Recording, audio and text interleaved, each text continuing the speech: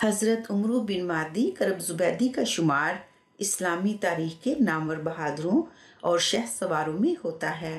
وہ یمن میں آباد عرب قبیلے مزہج کی ایک شاخ بنی زبید سے تعلق رکھتے تھے، اسی لیے زبیدی کہلاتے تھے۔ وہ بڑے ڈیل ڈول اور قد کاٹ کے آدمی تھے۔ تلوار چلانے اور نیزہ بازی میں بہت کم لوگ ان کا مقابلہ کر سکتے تھے۔ وہ اتنے طاقتور اور شہ زور تھے کہ لوگ ان کو ہزار بہادر شہ سواروں کے برابر مانتے تھے۔ بہادر ہونے کے علاوہ وہ ایک اونچے درجے کے شاعر بھی تھے اور جوشیلی تقریریں کرنے کا فن بھی انہیں خوب آتا تھا۔ لیکن عجیب بات ہے کہ اتنی خوبیوں کے ہوتے ہوئے بھی انہوں نے جاہلیت کے زمانے میں ڈاکہ زنی کو اپنا پیشہ بنا رکھا تھا۔ مختلف قبیلوں پر چھاپے مارنا اور راہ جاتے قافلوں اور مسافروں کو لوٹ لینا ان کا آئے دن کا کام تھا۔ عرب میں ان کا نام دہشت کا نشان بن گیا تھا اور کمزور دل کے لوگ ان کا نام سن کر کانپتے تھے۔ اس کی زندگی ایسے ہی گزر رہی تھی کہ یمن کے پڑوسی ملک عرب میں انقلاب برپا ہو گیا۔ وہاں اللہ تعالیٰ نے ہمارے رسول نبی کریم صلی اللہ علیہ وآلہ وسلم کو دنیا کی ہدایت کے لیے بھیجا۔ آپ 13 سال تک مکہ کے لوگوں کو اللہ کے سچے دین کی طرف بلاتے رہے۔ پھر آپ اسلام قبول کرنے والے اپنے ساتھیوں کے ساتھ مکہ سے ہجرت فرما کر مدینہ تشریف لے گئے۔ وہاں کے لوگوں نے جانثاری کا حق ادا کر دیا اور آخری دم تک آپ کی اطاعت اور حمایت کا عہد کیا۔ وہیں آپ نے ایک اسلامی ریاست کی بنیاد رکھی۔ کافروں نے مسلمانوں کو سازشوں اور لڑائیوں کے ذریعے نقصان پہنچانے کی بار بار کوشش کی، لیکن اللہ تعالیٰ نے اسلام کے دشمنوں کو ذلیل و خوار کیا، یہاں تک کہ 8 ہجری میں نبی کریم صلی اللہ علیہ وآلہ وسلم نے مکہ بھی فتح کر لیا۔ اب نہ صرف مکہ کے سب لوگ مسلمان ہو گئے بلکہ سارے عرب میں اسلام تیزی سے پھیلنے لگا۔ 9 اور 10 ہجری میں نہ صرف عرب کے گوشے گوشے بلکہ پڑوسی ملکوں سے بھی مختلف قبیلوں کے وفد دڑا دڑ مدینہ آ کر نبی کریم صلی اللہ علیہ وآلہ وسلم کی خدمت میں حاضر ہوئے اور اسلام قبول کرنے کی عزت حاصل کی۔ وفد کے معنی ہیں کسی ایک مقصد کے لیے کسی قبیلے کی طرف سے بھیجے جانے والی جماعت یا ایسے لوگ جن کو کوئی قبیلہ یا کسی مقام کے لوگ اپنے نمائندے یعنی ان کی طرف سے گفتگو کرنے والے کسی خاص مقصد کے لیے کسی حاکم یا ملک کے سربراہ کے پاس بھیجیں۔ مختلف قبیلوں کے جو نمائندے اسلام قبول کرنے یا دین کے احکام سیکھنے کے لیے حاضر ہوئے ان کو وفود کہا جاتا ہے۔ 10 ہجری میں ایک وفد یمن سے بھی مدینہ آیا۔ اس وفد میں عمرو بن مادی کرب بھی شامل تھے۔ اس وفد کے سب لوگوں نے نبی کریم صلی اللہ علیہ وآلہ وسلم کی خدمت میں حاضر ہو کر اسلام قبول کر لیا اور مسلمان ہو کر وطن واپس گئے۔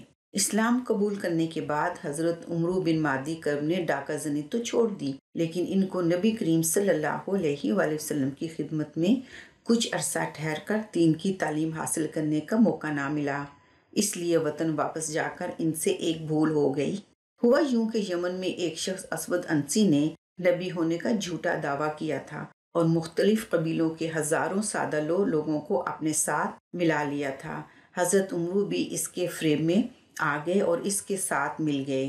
اسود انسی نے نبی کریم صلی اللہ علیہ وآلہ وسلم کے مقرر کیے ہوئے حاکموں کو یمن سے نکلنے پر مجبور کر دیا۔ تاہم یمن کے ایک مسلمان مجاہد فیروز دیلمی نے رات کو اسود انسی کے گھر میں گھس کر اس کو قتل کر ڈالا۔ اس واقعہ کے 5 دن بعد نبی کریم صلی اللہ علیہ وآلہ وسلم وفات پا گئے۔ اسود انسی کے قتل کے بعد عمرو بن مادی کرب نے ایک اور قبائلی سردار قیس بن عبد یغوث کے ساتھ مل کر یمن کے مرکزی شہر صنعا پر قبضہ کر لیا۔ ادھر مدینہ میں نبی کریم صلی اللہ علیہ وآلہ وسلم کی وفات کے بعد مسلمانوں نے حضرت ابوبکر صدیق رضی اللہ تعالی عنہ کو خلیفہ چن لیا۔ انہوں نے ان تمام علاقوں کی طرف اسلامی لشکر بھیجے جہاں کے لوگ اسلام سے پھر گئے تھے اور اسلامی حکومت کے خلاف بغاوت کر دی تھی۔ ان میں ایک لشکر یمن کی طرف بھی گیا۔ اس لشکر نے یمن کے مسلمان رئیسوں کے ساتھ مل کر صنعا پر چڑھائی کی اور اسے عمرو بن مادی کرب اور قیس بن عبد یغوث سے چھین لیا۔ ان دونوں نے سنا سے بھاگ کر ایک اور لشکر تیار کر لیا۔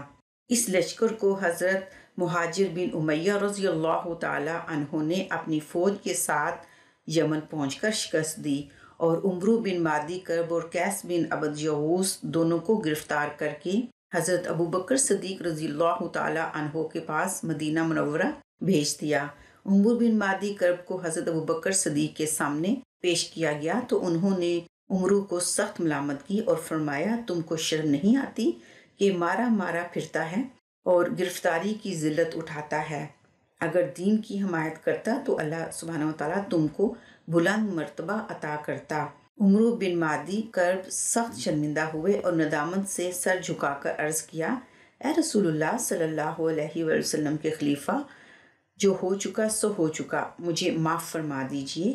اب میں توبہ کرتا ہوں، اللہ تعالیٰ سے بخشش چاہتا ہوں اور سچے دل سے عہد کرتا ہوں کہ آئندہ بھی اسلام سے منہ نہ موڑوں گا۔ قیس بن عبد یغوث نے بھی اسی طرح اپنے کیے پر ندامت کا اظہار کیا اور معافی چاہی۔ حضرت ابوبکر صدیق نے دونوں کو معاف فرما دیا۔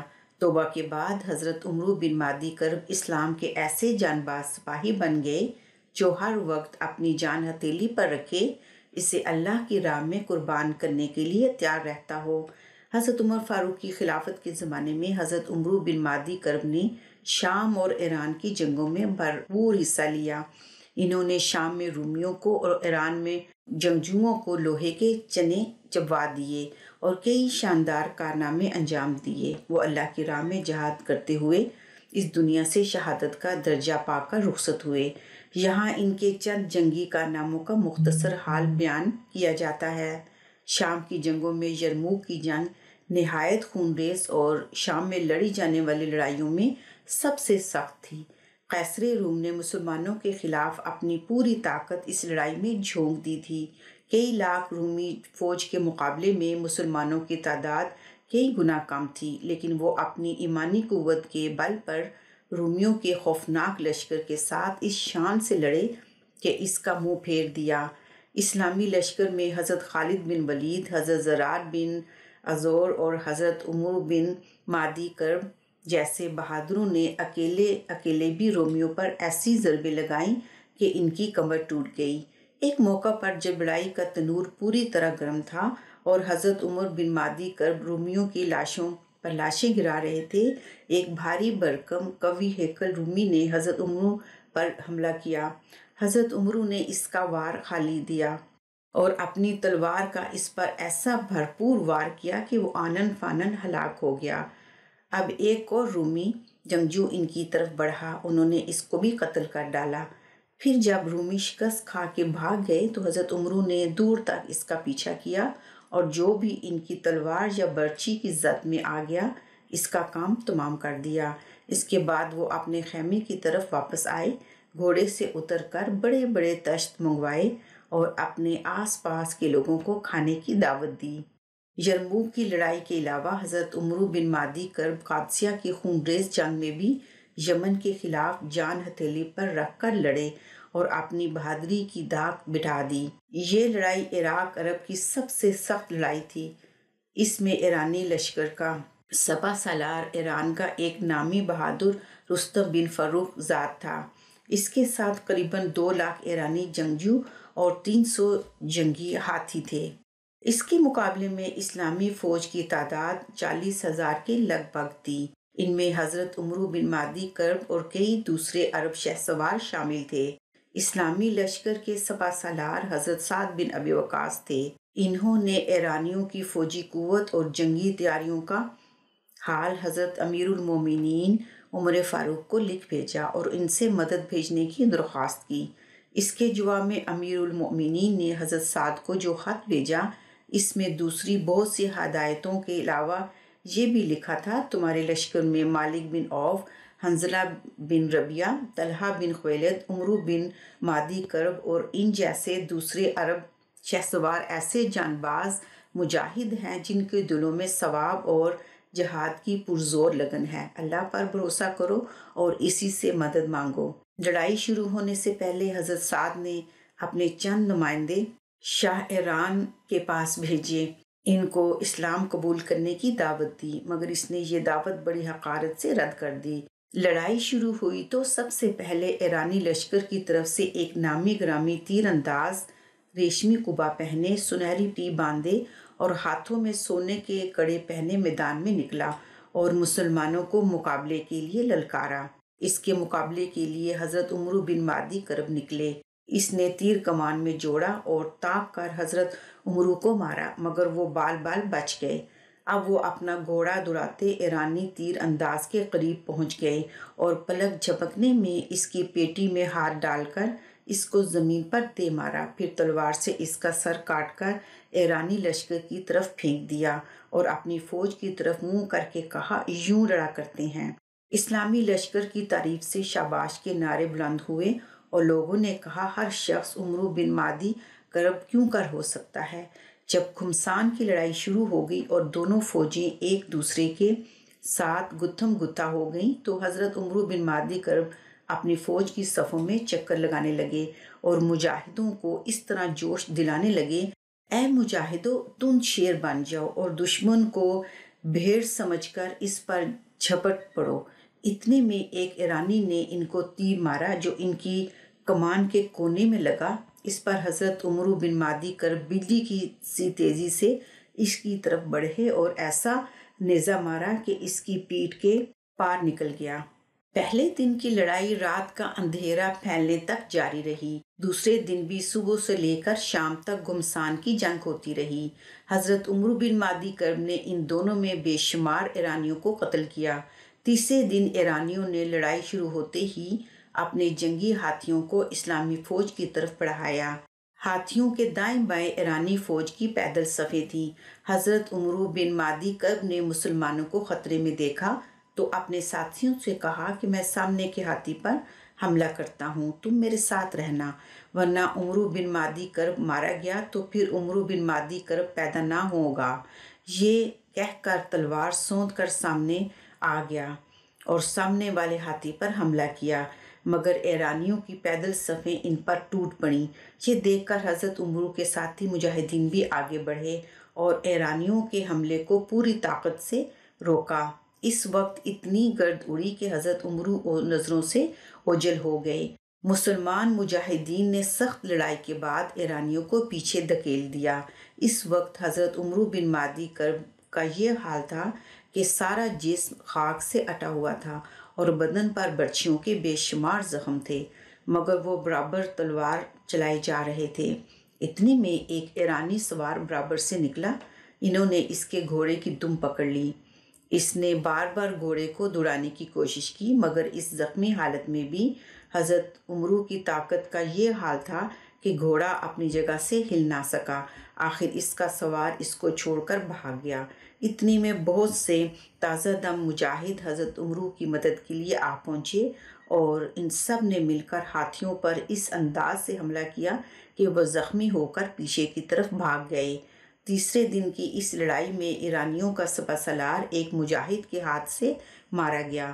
اس کے ساتھ ہی ایرانی لشکر میں بگدڑ مچ گئی۔ مسلمانوں نے دور تک ان کا تعاقب کیا اور بے شمار لاشیں میدان میں بچھا دیں۔ اس فتح کے بعد حضرت سعد بن ابی وقاص نے بابل کوجی بحر شیر کو فتح کیا اور پھر دریائے دجلہ عبور کر کے ایران کے دارالحکومت مدائن میں جا داخل ہوئے۔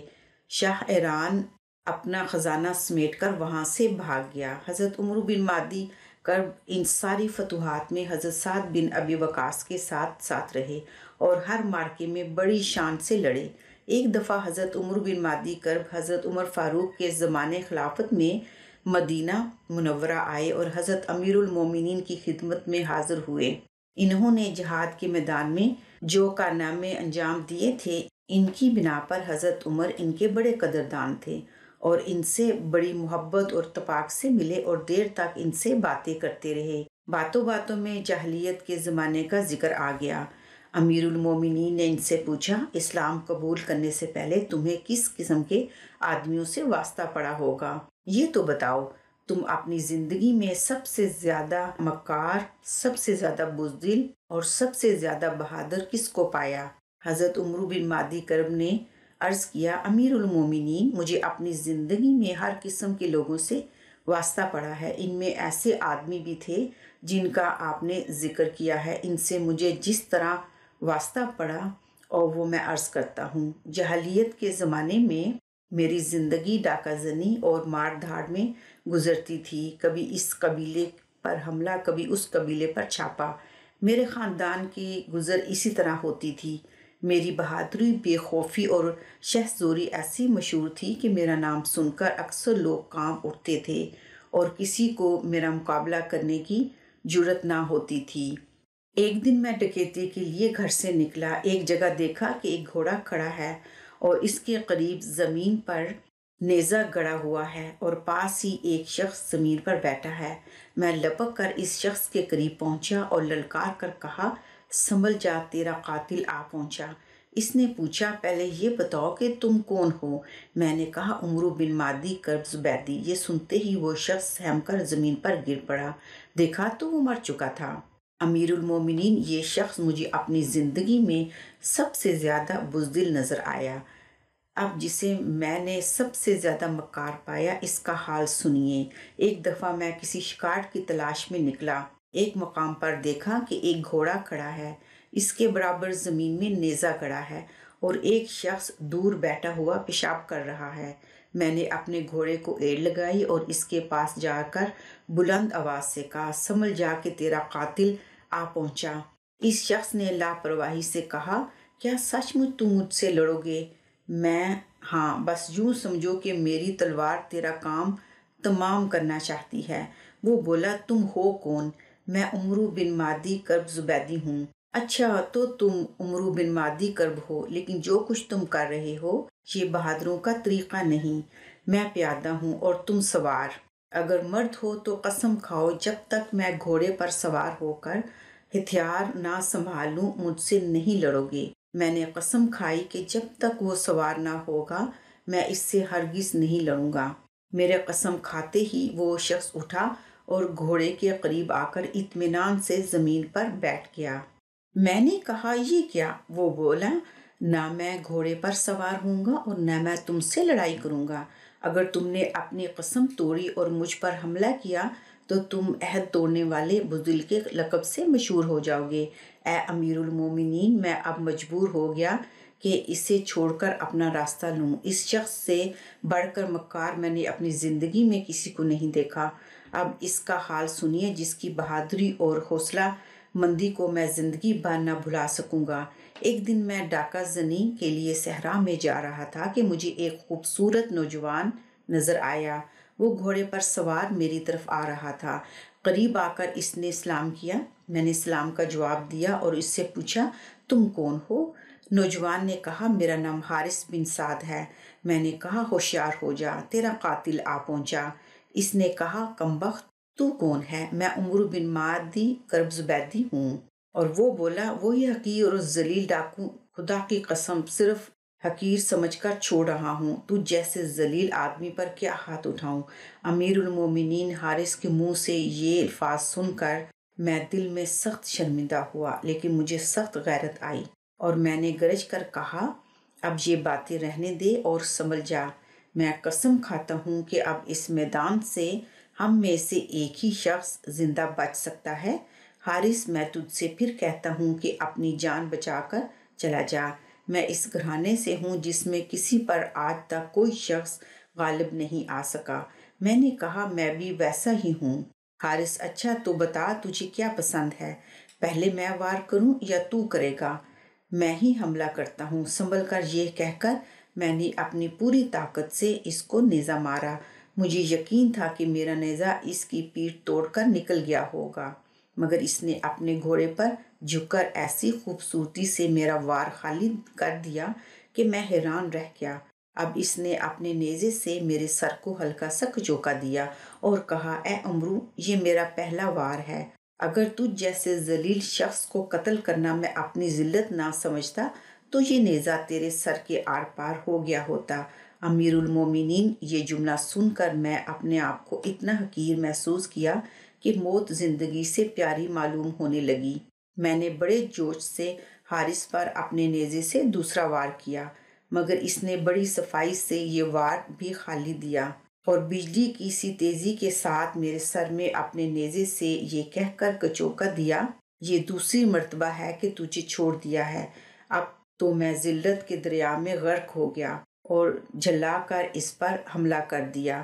اس دفعہ وار خالی دیتے وقت وہ گھوڑے کی پیٹھ سے زمین پر گر گیا۔ میں نے خیال کیا کہ بس اب یہ میرے قابو میں آ گیا، مگر دیکھتا کیا ہوں کہ وہ پلک جھپکنے کی دیر میں زمین سے اٹھ کر گھوڑے پر سوار ہو گیا اور اپنے نیزے سے میرے سر کو تیسرا کچوکا دے کر چلایا، اب یہ تیسری بار ہے کہ تجھے ذلیل سمجھ کر چھوڑا ہے۔ میں نے کہا تو مجھے قتل ہی کر ڈال تاکہ عرب کے سواروں کو میری ذلت کی خبر نہ پہنچے۔